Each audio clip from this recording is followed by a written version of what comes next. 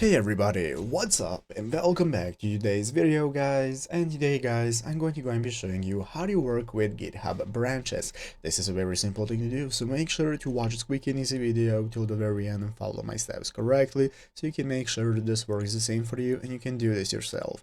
But yeah guys, let's get straight into it. So first things first guys, we are going to go ahead and be opening up the official GitHub website right here, github.com. If you have not already, and after opening it up, you'll be greeted by this main page right here. This is going to be our home page where in the upper right corner we can get started logging in. So we need to log in. If you do not already have an account, what you can do is go and sign up for a new account, and if you already have an account, you can just go and log in normally, and after logging in, you'll be greeted by this home page right here that looks like this, where you can take a look at our top repositories. We have our home page right here with all the info we can access and so on, and now we can get started. So basically guys, what are branches? Branches are going to enable us to use isolated development work without affecting other branches in the repository. It's going to enable us to fix bugs, safely experiment, and so on. We can develop features, do whatever we want. And if you want to access your branches in your repository, it's very easy. Open up your repository that you want to access your branches for. So here is my repository. I'm using it as an example. So this repository right here, if I want to edit, fix code, and so on, we can click the branch option right here. So you can see by clicking on branch,